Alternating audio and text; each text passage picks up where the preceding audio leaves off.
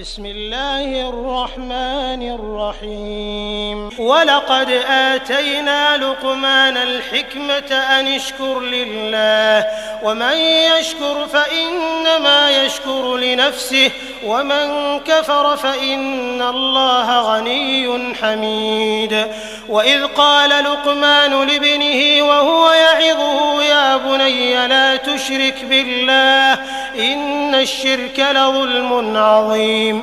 السلام عليكم ورحمة الله وبركاته.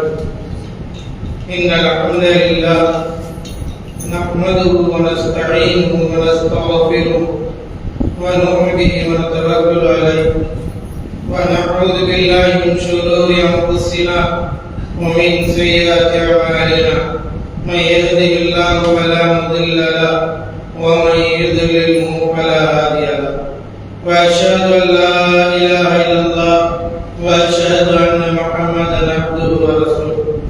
أما بعد فقد قال الله تعالى في القرآن العظيم: أعوذ بالله من الشيطان الرجيم بسم الله الرحمن الرحيم يا أيها الذين آمنوا اتقوا الله حق تقاته ولا تموتن إلا وأنتم مسلمون.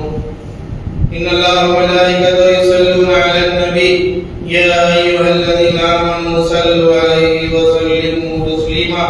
اللهم صل على محمد وعلى آل محمد كما صليت على إبراهيم وعلى آل إبراهيم إنك حميد مجيد. اللهم بارك على محمد وعلى آل محمد كما باركت على إبراهيم وعلى آل إبراهيم إنك حميد مجيد. ومن تبعهم بإحسان إلى يوم الدين. அளவற்ற அருளாளரும் நிகரற்ற அன்புடையுமாகிய எல்லாம் வல்ல அல்லாஹ்வின் திருப்பெயரால் இந்த மாதாந்திர மார்க்க சொற்பொழிவுடைய நிகழ்ச்சியினுடைய ஆரம்பம் செய்கிறது. எல்லாம் வல்ல இறைவனால் அனுப்பப்பட்ட நபிகள் நாயகம் ஸல்லல்லாஹு அலைஹி வஸல்லம் அவர்கள் மீதும் அன்னாரின் வேண்டிய உத்தம சத்திய சஹாபாக்கள் தாபீன்கள் தபா தாபீன்கள் குறிப்பாக இந்த சமுதாயத்தில் அனைவர்கள் மீதும் இந்த நேரத்தில் அல்லாஹ்வுடைய பள்ளிவாசலில் அமர்ந்து அல்லாஹ்வுடைய மார்க்கத்தை அறிந்து கொள்வதற்காக அமர்ந்திருக்கக்கூடிய நம் அனைவர்கள் மீதும் அந்த ஏக இறைவனி சாந்தியும் சமாதானம் என்றென்றும் நிகழ்த்துவார். கண்ணியத்திற்குரிய எல்லாம் அல்லாஹ்வின் நல்லடியார்களே, அல்லாஹ் சுப்ஹானஹு வ தஆலா இந்த உலகத்தில் நம்மை மனிதர்களாக படைத்து இந்த மனிதர்கள் நேர்வழி பெற வேண்டும் என்பதற்காகத்தான் அல்லாஹ் ரப்பல் ஆலமீன் தூய்மையான இஸ்லாமிய மார்க்கத்தை கொடுத்து இந்த மார்க்கத்தின் அடிப்படையாக இருக்கக்கூடிய திருமறை குர்ஆனின் மூலமாகவும் அவனால் அனுப்பப்பட்ட இறுதி தூதர் முஹம்மது ரசூலுல்லாஹ் ஸல்லல்லாஹு அலைஹி வஸல்லம் அவர்களின் போதனைகளின் மூலமாகவும் இறைவன் நமக்கு வழிகாட்ட இருக்கின்றார். இந்த நேரத்தில் அல்லாஹ்வுடைய பள்ளிவாசலில் அமர்ந்து அல்லாஹ்விற்கு விருப்பமான காரியத்தை அல்லாஹ்வுடைய தூதர் ஸல்லல்லாஹு அலைஹி வஸல்லம் அவர்கள் நமக்கு வழிகாட்டிய அடிப்படையில் நாம் நல்ல அமல்களை செய்து கொள்ள வேண்டும், அறிந்து கொள்ள வேண்டும், தெரிந்து கொள்ள வேண்டும், நம்முடைய ஈமானை உறுதிப்படுத்திக் கொள்ள வேண்டும், அல்லாஹ்விற்கு விருப்பமான அடியார்களாக மாற வேண்டும் என்கின்ற உயர்ந்த நல்ல நோக்கத்தோடு நாம் அமர்ந்திருக்கிறோம். அல்லாஹ் சுப்ஹானஹு வ தஆலா அவருடைய திருமறை குர்ஆனின் மூலமாக மனிதர்களாகிய நம்மை படைத்ததனுடைய நோக்கத்தை மிக தெளிவாக குறிப்பிடுகின்றார். وما خلقت الجن والانس الا ليعبدون. மனித வர்க்கத்தையும் ஜின் வர்க்கத்தையும் அல்லாஹ் தஆலா இந்த உலகத்தில் படைத்திருப்பது அவனை மட்டுமே நாம் வணங்க வேண்டும், அவனை மட்டுமே கட்டுப்பட்டு நடக்க வேண்டும், அவனுக்கு மட்டுமே நாம் சுஜூது செய்ய வேண்டும், அவனிடம் மட்டுமே பிரார்த்திக்க வேண்டும், அவனுக்காக வேண்டிய முயற்சி செய்ய வேண்டும். இப்படியான இபாதத் என்பதை அல்லாஹ் ஒருவனுக்கு மட்டுமே ஆக்கிக் கொள்ள வேண்டும் என்கின்ற ஒரே நோக்கத்திற்காக வேண்டிதான் நம்மை அல்லாஹ் தஆலா படைத்திருக்கின்றார். இன்னைக்கு ஏக இறைவன் படைத்திருக்கிற அந்த நோக்கத்தை அவனுடைய திருமறை குர்ஆனின் மூலமாக நமக்கு அல்லாஹ் தஆலா தெளிவுபடுத்தியிருக்கின்றார். எனவே நம்முடைய வாழ்வில் நாம் அழகிய உபதேசங்களை பெற்றுக் கொள்வதற்காக, அழகிய படிப்பினைகளை அறிந்து கொள்வதற்காக, நம்முடைய வாழ்வில் முன்மாதிரியாக நம்மை நாம் ஆக்கிக் கொள்வதற்காக அல்லாஹ் தஆலா நபிகள் நாயகம் ஸல்லல்லாஹு அலைஹி வஸல்லம் அவர்களை இறுதி தூதராக நமக்கு அனுப்பி வைத்திருக்கிறார். அல்லாஹ்வுடைய தூதர் ஸல்லல்லாஹு அலைஹி வஸல்லம் எதனை நமக்கு வழிகாட்டி இருக்கிறார்களோ அதை நாம் பின்பற்றி நடக்க வேண்டும். இந்த மஸ்ஜிதுகளில் பொழுது அமர்ந்து நாம் மார்க்க சொற்பொழிவை கேட்பதன் மூலமாக அல்லாஹ்வுடைய தூதர் ஸல்லல்லாஹு அலைஹி வஸல்லம் அவர்கள் கூறினார்கள், எந்த ஒரு இறை இல்லத்தில் அல்லாஹ்வை பற்றி பேசப்படுகிறது, அல்லாஹ்வுடைய வேதத்தை பற்றி போதி காட்டப்படுகிறது என்று சொன்னால் அந்த சபையில் வானவர்கள் இருக்கின்றார்கள், மன நிம்மதியை இறைவன் இறக்கி வைக்கின்றான், அல்லாஹ்வுடைய ரஹ்மத் அங்கே சூழ்ந்து கொண்டிருக்கிறது. அல்லாஹ் தஆலா வானவர்களிடத்திலே இங்கே அமர்ந்திருக்கக்கூடியவர்களை பற்றி கூறி நினைவு கூறுகின்றான் என்ற மகத்துவத்தையும் நபிகள் நாயகம் ஸல்லல்லாஹு அலைஹி வஸல்லம் அவர்கள் நமக்கு கூறியிருக்கிறார்கள். என்று அன்பிற்குரிய அல்லாஹ்வின் நல்லடியார்களே, இந்த நேரத்தை நாம் அல்லாஹ் சுப்ஹானஹு வ தஆலா திருமறை குர்ஆனிலே சூரத்துல் லுக்மான் என்று சொல்லப்படக்கூடிய ஒரு சூறாவை இறக்கியிருக்கிறார். அந்த லுக்மான் என்ற ஒரு பெரிய மனிதர், மார்க்க அறிஞர், ஹிக்மத்தை இறைவனால் ஞானம் கொடுக்கப்பட்டவரை குர்ஆனிலே அல்லாஹ் தஆலா குறிப்பிட்டு காட்டுகின்றார்.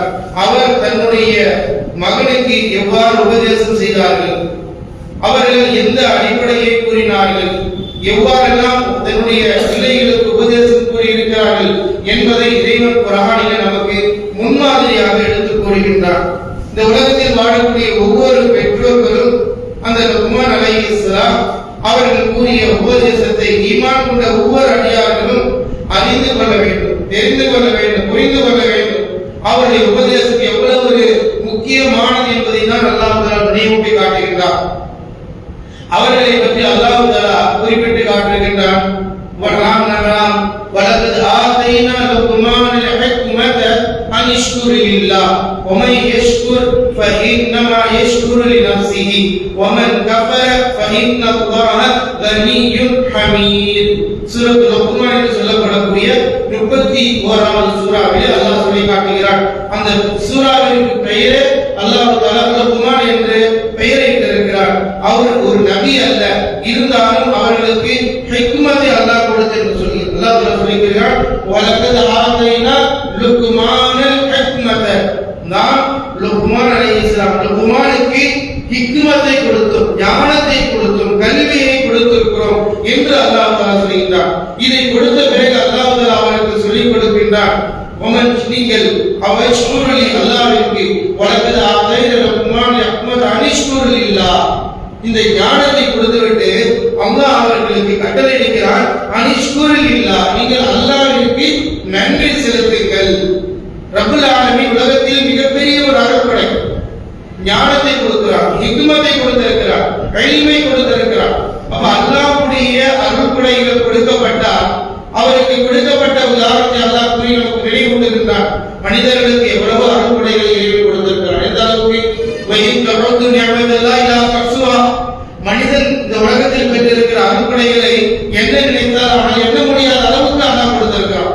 அப்ப அல்லாஹ் தஆலா ஹிக்மத்தை கொடுத்துவிட்டு அவருக்கு கட்டளை இடுகிறான், அனிஷ்குரு லில்லாஹ், நீங்கள் அல்லாஹ்விற்கு நன்றி செலுத்துங்கள்.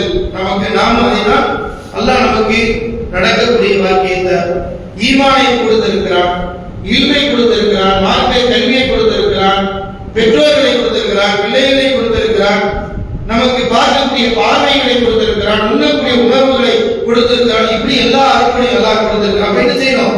அனிஷ்குரு லில்லாஹ், நீங்க என்ன செய்யணும்? அல்லாஹ்விற்கு நன்றி செலுத்த வேண்டும். மன் யஷ்குரு லில்லாஹ், எவர் ஒருவர் மனிதர்களுக்கு நன்றி செலுத்தவில்லையோ அவர் அல்லாஹ்விற்கு நன்றி செலுத்த மாட்டார் என்றார் நபி ஸல்லல்லாஹு. அப்ப ஒவ்வொரு அடியாரும் அல்லாஹ்விற்கு நன்றி செலுத்த வேண்டும். அதே போன்று இந்த பூமியில் நாம் வாழும் பொழுது ஒவ்வொரு அடியாரும் மனிதர்களாகிய ஒருவருக்கு ஒருவர் இரக்கம் காட்ட வேண்டும். நபிகள் நாயகம் ஸல்லல்லாஹு அலைஹி வஸல்லம் சொன்னாங்க, இரஹமு மன் ஃபில் அர்தி, பூமியில் உள்ளவர்களுக்கு இரக்கம் காட்டுங்கள். இரஹமுக்குல்லாஹு மன் ஃபிஸ் ஸமாய், அல்லாஹ் வானத்தில் உள்ளவர்கள் உங்கள் மீது இரக்கம் காட்டுவார்கள் என்று நபிகள் நாயகம் ஸல்லல்லாஹு அலைஹி வஸல்லம் சொல்றாங்க. அப்ப இந்த உலகத்தில் நம்ம வாழ்வது அல்லாஹ் நமக்கு எவ்வளவோ நியமத்துகளை கொடுத்திருக்கிறார், அதற்கு நாம் நன்றி செலுத்த வேண்டும். அதனால அல்லாஹ் இந்த வசனத்தை சொல்லும்போது ஃபஸ்குரூனி அஸ்குருக்கும் வஷ்குரூலி வலா தக்ஃபுர், எனக்கு நீங்கள் என்னை நினையுங்கள், நான் உங்களை நினைக்கிறேன், நீங்கள் எனக்கு நன்றி செலுத்துங்கள். நன்றி செலுத்தாமல் இருக்கின்ற கூட்டத்தில் நீங்கள் ஆகிவிடாதீர்கள் என்று எச்சரிக்கை செய்யும். அப்போ ஒவ்வொரு அடியார்களாகி நாம் அல்லாஹ்வினுடைய அருட்கொடைகளை பெற்றிருக்கிறோம், நாம் அல்லாஹ்விற்கு நன்றி செலுத்த வேண்டும். அதனால நபிகள் ஸல்லல்லாஹு அலைஹி வஸல்லம் இதா அகல அஹதுக்கும், உங்களில் ஒருவர் உணவு அருந்தி விட்டாலோ அல்லது சாப்பிட்டு விட்டாலோ அல்லாஹ்விற்கு நன்றி செலுத்துகிறவர்களாக ஃபல்யஹ்மிதல்லாஹ் அலைஹி, அல்லாஹ்வை நீங்கள் புகழ புகழுங்கள், அல்லாஹ்வுக்கு நன்றி செலுத்துவதாக தான் நாம் என்ன செய்யணும்? ஒரு முறை உணவு அருந்திவிட்டால், குடித்து விட்டால் அல்ஹம்துலில்லாஹ் என்று கூறுகிறோம். அப்ப அல்லாஹ்வுடைய கட்டளை என்ன? உங்களுக்கு அருள்படை கொடுக்கப்பட்டிருக்கிறது, நீங்கள் அலிஷ்குரில்லாஹ், அல்லாஹ்வுக்கு நன்றி செலுத்துங்கள். இப்படி நன்றி செலுத்தினா யாருக்கு என்ன நன்மை? அல்லாஹ் அதே சொல்றாங்க வசனத்துல, ஒமன் ஷக்கர ஃபஇன்னமா யஷ்குரு லினஃப்ஸிஹி, எவர் ஒருவர் அல்லாஹ்வுக்கு நன்றி செலுத்துகிறாரோ அது அவருக்குத்தான் நன்மையாக அமைகிறது. நாம் அல்லாஹ்விற்கு நன்றி செலுத்தினார், நமக்கு அல்லாஹ் நன்கொடை கொடுத்திருக்கிறான், பரக்கத்தை கொடுத்திருக்கிறான், நிஅமத்தை கொடுத்திருக்கிறான், பேசக்கூடிய நாவை கொடுத்திருக்கிறான், பார்க்கக்கூடிய பார்வையை கொடுத்திருக்கிறான், உணரக்கூடிய சக்திகளை கொடுத்திருக்கிறான். இவையெல்லாம் அல்லாஹ் கொடுத்திருக்காங்க. நாம் அல்லாஹ்விற்கு நன்றி செலுத்தினால் அது யாருக்கு நன்மையா? நமக்கு தான் நன்மை. நமக்கு அது நன்மையை அதிகப்படுத்தக்கூடியதாக இருக்கிறது. ஏனென்றால் அல்லாஹ் ஒரு இடத்துல சொல்றான், லஇன் ஷக்கர்தும் லஅஸீதன்னகும், நீங்கள் அல்லாஹ்விற்கு நன்றி செலுத்தினால் அல்லாஹ் என்ன செய்வான்? லஅஸீதன்னகும், உங்களுக்கு மேலும் அதிகப்படுத்துவோம், மேன்மையாக்குவோம், அதிகமாக கொடுத்து கொண்டே இருக்கும், குறைவு ஏற்பட்டாது அப்படின்னு அல்லாஹ் நமக்கு வாக்களிக்கிறான். அல்லாஹ்வுடைய வாக்கு இவ்வளவு ஒரு உயர்வானது. நம்ம அல்லாஹ்விற்கு நன்றி செலுத்துவதன் மூலமாக நமக்கு அல்லாஹ் மேலும் மேலும் அபிவிருத்தி செய்கின்றான் என்று அல்லாஹ் குறிப்பிடுகிறான். அதைதான் அல்லாஹ் லுக்மானுக்கு சொல்லும் பொழுது, அனிஷ்குரிலி, நீங்கள் எனக்கு நன்றி செலுத்துங்கள் என்று சொன்னால், ஒமன் ஷக்கர ஃபஇன்னமா யஷ்குரு லினஃப்ஸிஹி, ஒருவர் நன்றி செலுத்துகிறார் என்றால் அது அவருக்கு தான் நன்மையாக அமையும். அடுத்து அல்லாஹ் சொல்றான், ஒமன் கஃபர, எவர் ஒருவர் நிராகரிக்கிறாரோ, நன்றி செலுத்தவில்லையோ, அதனுடைய நஷ்டமும் பாதிப்பும் அவருக்கு தான் ஆகும் என்று அல்லாஹ் சொல்கிறார். ஃபஇன்னல்லாஹ், நிச்சயமாக அல்லாஹ் கனியின், அனைத்தையும் விட்டு தேவையற்றவன், ஹமீது, அவன் மிகப்பெரிய புகழுக்குரியவனாக இருக்கிறான் அல்லாஹ் தஆலா என்று அதிலே லுக்மான் அலைஹிஸ்ஸலாம் அவர்களுக்கு அல்லாஹ் தஆலா ஹிக்மத்தை கொடுத்து அல்லாஹ்விற்கு நன்றி செலுத்தும்படி வலியுறுத்துகிறான்.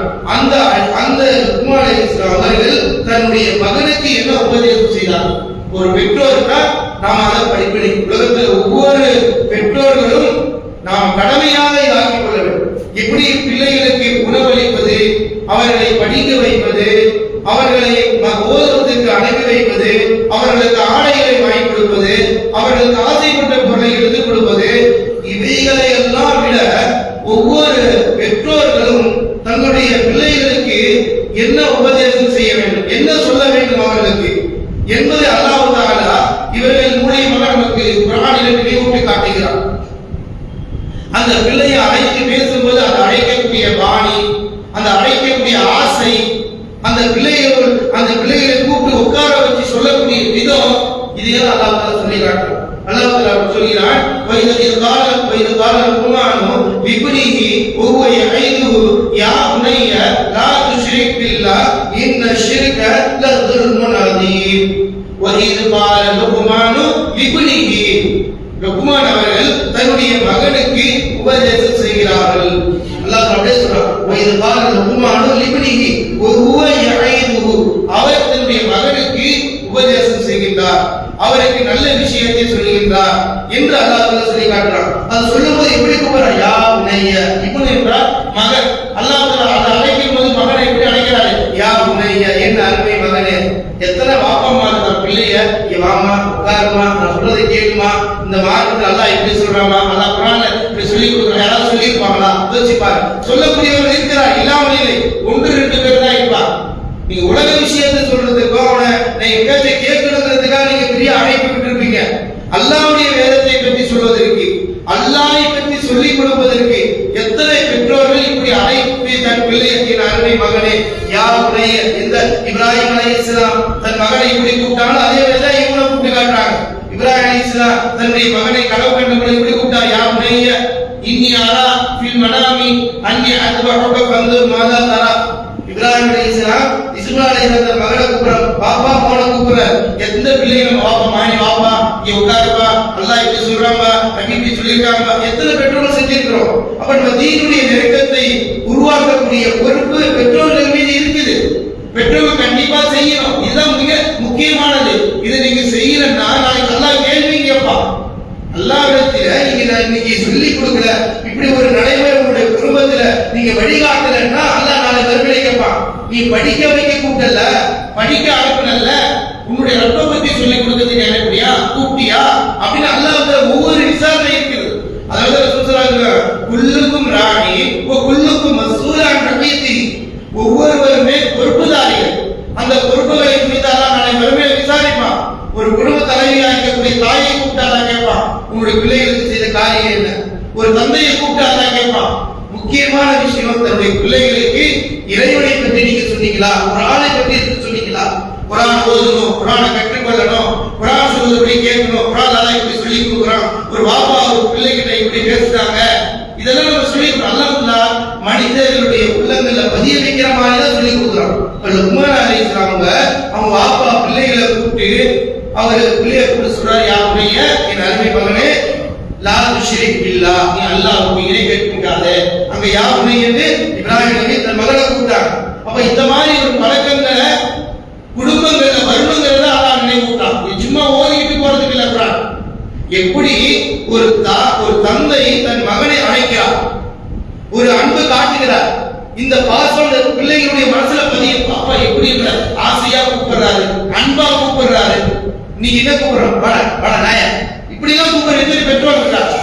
எவ்வளவு கேவலமா பேசி வார்த்தைகள் பேசக்கூடிய பெற்றோர்கள் நிறைய இருக்கிறாங்க, திட்டக்கூடியவங்க நிறைய இருக்கிறாங்க. இதிலிருந்து நம்ம தவிர்க்கிறோம். ஆனா அல்லாஹ்வுடைய குர்ஆன் நமக்கு அழகான ஒரு அற்புதமான வழிகாட்டலை எடுத்து கொடுக்கிறது. ஒரு பிள்ளை என்றால் அதற்கு என்ன அந்தஸ்து, அதற்குரிய கண்ணியத்தை கொடுக்கணும். சின்ன வயசிலேயே ஒரு தந்தை அந்த பிள்ளைக்கு இப்படியான கண்ணியத்தை கொடுக்க கற்றுக் கொடுத்தா அது ஒரு காலத்திலும் பின்னால் அந்த குழந்தை அந்த பிள்ளை தன்னுடைய கண்ணியத்தை அவமானமாக நடத்தார், கண்ணியத்தை மீறா தப்பா நினைக்காதுங்கிறதுக்கு தான் அல்லாஹ் தஆலா இப்படி லுக்மான் அவர்கள் தன் பிள்ளைகளுக்கு எவ்வளவு அழகாக நடந்து கொண்டார்கள். இப்படி இப்ராஹிம் தன் மகனை அழைக்கிறான், யா புனைய, என் அருமை மகனே, என் பிள்ளையே கூப்பிடுறாங்க. கூப்பிடும் பொழுது இவ்வளவு ஒரு அருமையான வாசல் பாருங்க அரபியில். ஆனா தமிழ்ல நிறைய இருக்கு நம்ம சொல்றோம். ஆனா அந்த நம்ம நல்ல விஷயத்தை சொல்லுகின்ற பொழுது இவ்வாறு கூப்பிட்டு நம்ம அழைச்சி செஞ்சோமா, அப்ப நபிமார்களுடைய பணிகள், நபிமார்கள் அழைத்த அழைப்பு ஒரு பெரிய மனிதரை அல்லாஹ் குர்ஆனில முன்னுதாரணமாக நமக்கு சொல்லி காட்டுறான். இதெல்லாம் எதுக்கு? உலகத்தில் வாழக்கூடிய ஈமான் கொண்டவர்கள் ஒவ்வொரு பெற்றோர்களாகிய நாம் அந்த பிள்ளையை அப்படி அழைக்கணும். என் அருமை மகனே, என் பிள்ளைய நான் சொல்றதை கேளு, அல்லாஹ் இப்படி சொல்லி கொடுக்குறான். சொல்லி எதை சொல்லி கொடுக்குறாங்க? உலக கதையே இல்ல, ஆசை வார்த்தைகள் அல்ல, தன்னுடைய வேலையை சாதிக்க வேண்டிய ஒரு வேலைக்கு போனா கூப்பிடுவாங்க, போய் கடையில போய் சாமான் வாங்கிட்டு வாங்க, அந்த வேலை நடக்கணுங்கிறதுக்காக வேண்டி பாசமா கூப்பிடுவாங்க. இதெல்லாம் நடக்குது உலகத்துல. ஆனா அல்லாஹ்வுடைய தீனை சொல்வதற்கு, குர்ஆனை எடுத்து சொல்வதற்கு, நபிமொழிகளை எடுத்து சொல்வதற்கு, தொழுகைக்கு நடத்துவதற்கு மறைக்கப்பட்டிருக்காங்க. நாம இப்படி செய்யணும். அப்ப இப்படி அழைத்து அவங்க என்ன சொல்லி கொடுக்குறாங்க? யா புனைய, என் அருமை மகனே, லா துஷ்ரிக் பில்லாஹ், முதலாவதாக அல்லாஹ்வுக்கு எந்த ஒன்றையும் இணை கற்பித்து விடாதே. ஒரு முக்கியமான விஷயத்தை சொல்லி கொடுக்குறாங்க. ஏன்னா இன்ன ஷிர்க லதுல்முன் அதீம், இணை வைத்தல் இருக்கிறது. அல்லாஹ்விற்கு மட்டும்தான் இபாதத் செய்ய வேண்டும், அல்லாஹ்விடம் மட்டும்தான் துஆ கேட்க வேண்டும், அல்லாஹ்வை மட்டும்தான் அழைக்க வேண்டும், அல்லாஹ்வின் மீது தான் முழுமையான நம்பிக்கை வைக்க வேண்டும். நம்ம அல்லாஹ்விடத்தில் எந்த ஒரு வேதனை கஷ்டங்கள் ஏற்பட்டாலும் பிரார்த்தித்து துஆ செய்ய வேண்டும். இப்படி அல்லாஹ்விற்கு உரிய இந்த பண்புகளை உலகத்தில் வேறு யாருக்கும் கொடுத்துடக் கூடாதுங்கிறது தான் இணை வைத்தல். இந்த இணை வைத்தலை தான் முதலாக தன்னுடைய சின்ன பிள்ளைக்கு ஒரு விஷயத்தை விளங்கிக் கொள்ளக்கூடிய பருவத்தை அடைந்த உடனேயே ஒரு தந்தை ஆகிய லுக்மான் அவர்கள் என்ன செய்றாங்க? பிள்ளைக்கு உபதேசம் செய்றாங்க. யா புனைய, லா துஷ்ரிக் பில்லாஹ், நீங்க நிச்சயமா செய்யுங்க, அல்லாஹ்வுக்கு இணை கற்பிக்காதீங்க. நீங்க எதுவா இருந்தாலும் அல்லாஹ்வை மட்டும்தான் வணங்கணும், அல்லாஹ்விடம் மட்டும்தான் சுஜூது செய்யணும். உலகத்தில் இறந்து போன அடியாரை கேட்கக்கூடாது, இறந்து போனவர்கள் நம்பிக்கை வைத்து விடக்கூடாது. உன்னுடைய முழு நம்பிக்கையும் அல்லாஹ் மீது தான் இருக்கணும். ஏன்னா அல்லாஹ்வுக்கு எந்த ஒன்றை இணை கற்பிக்காமல் இருப்பதுதான் உண்மையான மகத்தான வெற்றி. ஏனென்றால் இந்த பாவத்தை செஞ்சிட்டா இன்ன ஷிர்க லதுல்முன் அதீம், அது மிகப்பெரிய அநியாயம், மிகப்பெரிய அக்கிரமம். எந்த அளவுக்கு இது அநியாயம்? அல்லாஹ் இந்த பாவத்தை செஞ்சிட்டா மன்னிக்கவே மாட்டான். அல்லாஹ் வசனம் சொல்றான், இன்னல்லாஹ லா யக்ஃபிரு அன் யுஷ்ரக பிஹி வ யக்ஃபிரு மா தூன ذلك லிமன் யஷா. நிச்சயமாக அல்லாஹ் தஆலா அல்லாஹ்விற்கு யார் இணை கற்பித்து விடுகிறாரோ அவரை நிச்சயமாக அல்லாஹ் மன்னிக்க மாட்டான். மற்ற பாவங்களை அல்லாஹ் நாடினால் மன்னிப்பான் என்று திருமறை குர்ஆன் அல்லாஹ் சொல்றான். அதே போல இணை கற்பித்து விட்டால் உமை யுஷ்ரிக் பில்லாஹ் ஃபக்கத் ஹர்ரமல்லாஹு அலைஹி ஜன்னா, அல்லாஹ் அவருக்கு என்ன செய்றான்? சொர்க்கத்தை ஹராமாக ஆக்கி விடுகிறான். சொர்க்கம் போக முடியாது, நரகத்துக்கு தான் போகணும். அப்படிங்கிறத அல்லாஹ் தஆலா குர்ஆனின் மூலமாக எச்சரிக்கை செய்றான். அப்ப இந்த பாவத்தை தன்னுடைய மகனுக்கு உபதேசமா செய்றாங்க. அப்ப நாம இவ்வளவு காலம் வாழ்றோம், பெற்றோராய் இருந்திருக்கிறோம். எத்தனையோ பெற்றோர்கள் தன்னுடைய பிள்ளைகளுக்கு உலகத்தை விட்டு பிரிஞ்சிருக்கிறாங்க. இந்த முக்கியமான வழியாக இருக்கக்கூடிய அல்லாஹ்விற்கு இணை வைக்க கூடாதுங்கிறதை எப்படி லுக்மான் அலைஹிஸ்ஸலாம் தன்னுடைய மகனுக்கு சொன்னாங்களோ அந்த நடைமுறையை நாம கொண்டு வரணும், நாம கடைபிடிக்கணும். எவ்வளவு பெரிய விஷயத்தை இன்னும் சொல்லி கொடுக்குறாங்க. ஏன்னா அல்லாஹ் சொல்றாங்க, மாத மின் உம்மதி லா யுஷ்ரிக் பில்லாஹ் தஸல் ஜன்னா, மாத யுஷ்ரிக் பில்லாஹ் தஸல் நார். எவர் ஒருவர் என்னுடைய உம்மத்தில இணை வைக்காமல் மரணிக்கிறாரோ அவருக்கு தான் சொர்க்கம். எனக்கு யார் இணை வைத்த நிலையில மரணிக்கிறாரோ அவருக்கு நரகம் அப்படிங்கறத ரசூலுல்லாஹி ஸல்லல்லாஹு அலைஹி வஸல்லம் அவங்க சொல்லி இருக்கிறாங்க. அப்போ ஒவ்வொரு பெற்றோர்கள் அவர்களுடைய கடமை என்ன? முதலாவது அல்லாஹ்வை பற்றி சொல்ல வேண்டும், அல்லாஹ்வினுடைய இபாதத்தை பற்றி சொல்ல வேண்டும். இந்த இபாதத்தை என்பது அல்லாஹ் ஒருவனுக்கு தான் இருக்க வேண்டும். இணை வைத்தல்ங்கிற பாவத்தில் நாம விழுந்து விடக்கூடாது. ஏன்னா இன்னைக்கு இணை வைக்குங்கிற இந்த காரியத்தை மக்கள் ஈமான் கொண்டவர்கள் சர்வசாதாரணமாக இந்த இறந்து போன நல்லடியார்கள் கூப்பிடுற பெயர்ல கபர்ல போய் தர்காவில போய் அநியாயம் நடக்கிறத நம்ம பார்க்கிறோம். அப்ப அல்லாஹ் எவ்வளவு அழகா நமக்கு சொல்லி கொடுக்கிறான். நீங்க அல்லாஹ் தான் கேட்கணும், அல்லாஹ் எந்தவனையும் இணை கற்பிக்க கூடாது. அதே போல அடுத்து சொல்றாங்க, யா புனைய இன்னஹா இன் தகு இஸ்கால ஹப்பதி மின் சர்தல் ஃபதகுன் ஃபீ சஹரதி அவ் ஃபீ சமாவாதி அவ் ஃபில் அர்லி யஹதி பில்லாஹ் இன்னல்லாஹ லதீஃபுன் கபீர். மகன் பாத்ரா, யா புனைய அன்பு மகனே, இன்னஹா இன் தகு இஸ்கால ஹப்பதி மின் சர்தல். உலகத்துல ஒரு நன்மை எந்த அளவுக்கு நன்மையோ தீமையோ, ஒரு கடுகு வித்த அளவு, ஒரு கடுகு எவ்வளவு பேசுறோம் நல்லா தெரியும் எல்லாருக்கும். ஒரு கடுகு ரொம்ப சின்னதா இருக்கும்.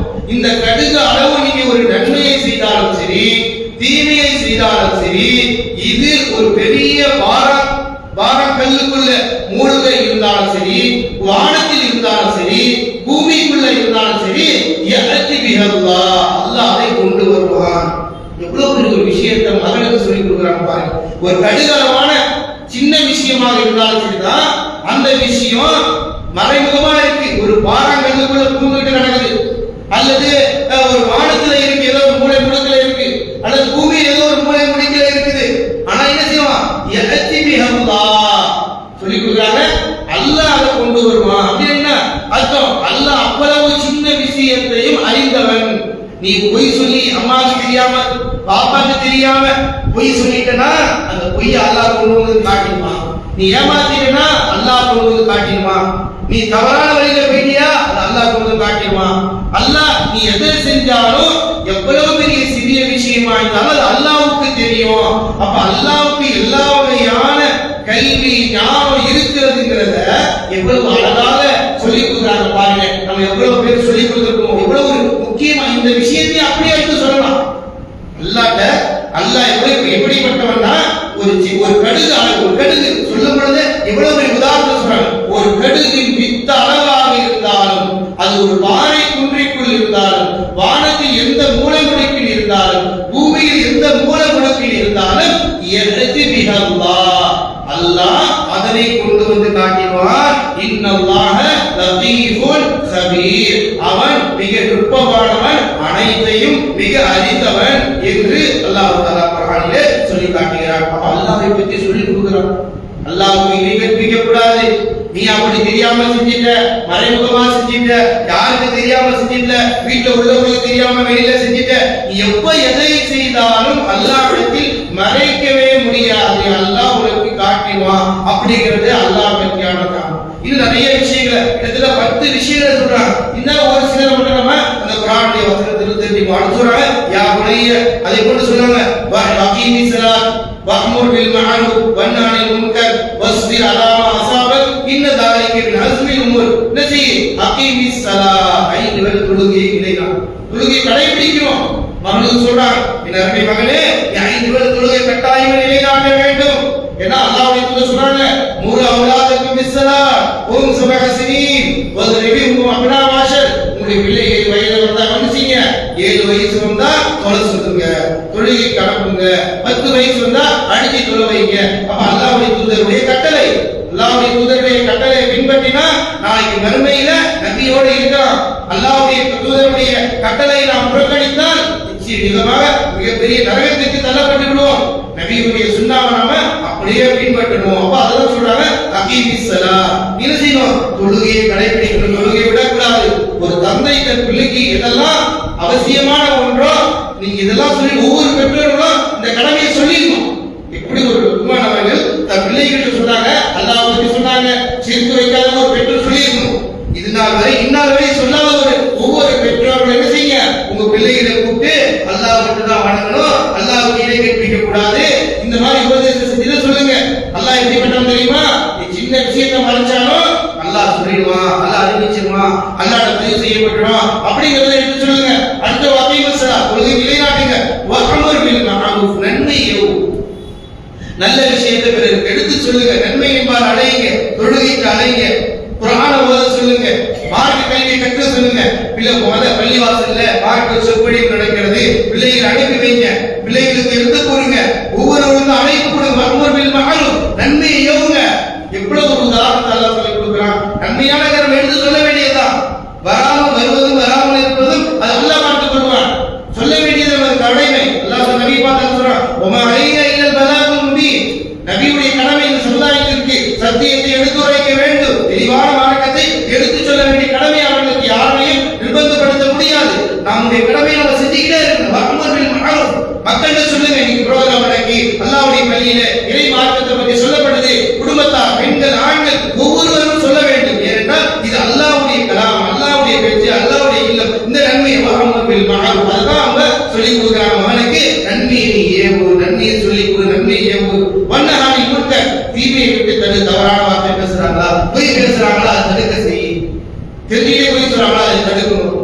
ஏமாற்றக்கூடாது, தீமையை தடுக்கணும். வீட்டுல பொய் சொல்றாங்களா, அது ஏமாற்றுறாங்களா, அந்த மாதிரியான தவறானவர்கள் நன்மையை ஏவணும், தீமையை தடுக்க வேண்டும். வஅமர் பில் மஅரூஃப் வன்னஹானி முன்கர் வஸ்பிர் அலா மா அஸாபக. இப்படி சொல்லும் பொழுது தீமையை தடுக்க உங்களுக்கு கஷ்டம் வரும், உங்களை திட்டுவாங்க, ஏசுவாங்க, சோதனை வரும்போது செய்யணும். வஸ்பிர் அலா மா அஸாபக, உங்களுக்கு ஏற்பட்ட அந்த சோதனை மீது கஷ்டமே நீ செய்யணும், பொறுமையாக இரு. தாலிக மின் அஸ்மில் உமூர், இதுதான் காரியங்களில் மிக உறுதிமிக்கது என்று பதில். இவ்வளவு விஷயத்தை ஒரு பெற்றோர், ஒரு தந்தையாகிய உமர் அவர்கள் தன் மகனுக்கு செய்தது அல்லாஹ் நிறைய அடுத்தடுத்து 10 விஷயங்களுக்கு மேல அல்லாஹ் சொல்லி காட்டுறான். சொன்னது நம்ம எல்லாரும் ஒவ்வொரு பெற்றோர்களும் தாய்மார்களும் லுக்மானை ஓதி பாருங்க. சூரத்துல லுக்மான இந்த விஷயத்தை நாம சொன்னோமா, பாப்பா சொன்னாங்களா, அம்மா சொன்னாங்களா, எல்லாம் கேட்பான். இதை நம்ம கண்டிப்பா சொல்லியே ஆகணும், கட்டாய கடமை. குர்ஆன் சொல்லி கொடுக்குது. ஒரு நபி செஞ்சது அல்லாஹ் குர்ஆன் எதுக்கு கொடுத்திருக்கான்? குர்ஆன் சொன்னதை போல நபி கேக்குங்க. அல்லாஹ்வுடைய தூதரை பற்றி ஆயிஷா அம்மையார் கேக்குறாங்க, கான கைபா கான அஸ்லாகு, நபி ஸல்லல்லாஹு அலைஹி வஸல்லம் வாழ்க்கை எப்படி இருந்தது? கான குலுகு குர்ஆன், குர்ஆனாக தான் இருந்ததுங்கறாங்க ஆயிஷா அம்மையார். அப்ப குர்ஆன் சொல்லி கொடுக்குது. ஒரு பெற்றோர்னா இதெல்லாம் செஞ்சிருக்கணும், இதெல்லாம் செஞ்சிருக்கணுமா? எத்தனை பெற்றோர்கள் செஞ்சிருக்கணும் சொல்லுங்க பாப்போம். உலகத்துல அல்லாஹ் குர்ஆனை கொடுத்தா, பாடம் கத்துக்க சொன்னா, படிக்க சொன்னா, பின்பற்ற சொன்னா, அப்ப பெற்றோர்களுடைய கடமை என்ன? அந்த லுக்மான்ங்கிற சூறாவுல ஒரு பெற்றோர்ங்கிற வாக்கியம் நமக்கு அல்லாஹ் கொடுத்திருக்கிறான்னா இதெல்லாம் பிள்ளைகிட்ட சொல்லி இருக்கணும். சொல்லுவதற்காக தான் இப்படி இந்த விஷயத்தை அல்லாஹ் சொல்லி காட்டுறான். இதெல்லாம் நம்ம சொல்லாத ஒரு வாழ்க்கைனா அந்த பிள்ளைகளுக்கு நீங்க நன்மை எதிர்பார்க்க முடியாது. நாளை மறுமையில் அல்லாஹ் விசாரிப்பான், உனக்கு ஏன் இந்த சூறாவை கொடுத்தேன், இந்த சூறாவில் ஏன் இந்த குர்ஆனை சொன்னேன், இது எதுக்காக இப்படிப்பட்ட உபதேசங்கள் உங்களுக்கு குறிப்பிடப்பட்டிருக்கிறது? ஒரு நபி கூட இல்ல, ஒரு பெரிய மனிதர், அவரை அல்லாஹ் குர்ஆனை சுட்டி காட்டுறானா என்ன நோக்கத்துக்கு அல்லாஹ் சொல்லி கொடுக்குறான்? இந்த உலகத்தில் வாழ்கிற ஒவ்வொரு இறை நம்பிக்கையாளர்களும் இதை பின்பற்ற வேண்டும், இதை கடைபிடிக்க வேண்டும். இப்படி எல்லாம் நீங்க போதிச்சீங்கன்னா குர்ஆன் எதுக்கு கொடுக்கப்பட்டது? வெறும் மூத்தா பாடம் கொண்டு போய் ஓதுறதுக்கு அமைக்கப்பட்ட உருவாக்கினாங்க, ஒரு பாவத்தை உருவாக்கி விட்டாங்க. அதனாலதான் சமுதாயத்துல குர்ஆனை ஓதி கற்றுக் கொடுக்கல. ஒரு பிள்ளைக்கு நீங்க லுக்மானுடைய சூறா ஒரு பெற்றோர் ஓதி கொடுத்திருந்தாங்கன்னா இறைவை விட்டு வெளிவந்திருப்பாங்க, பொய்யை விட்டு வெளிவந்திருப்பாங்க, தொழுகையாளியா மாறிப்பாங்க, நன்மையை ஏவிருப்பாங்க, தீமையை தடுத்திருப்பாங்க, உறுதியான நம்பிக்கை வச்சிருப்பாங்க, வீணான பேச்சில் ஈடுபட மாட்டாங்க, தவறான நடைமுறை வராது, பெருமை வராது, ஆணவம் வராது, எல்லா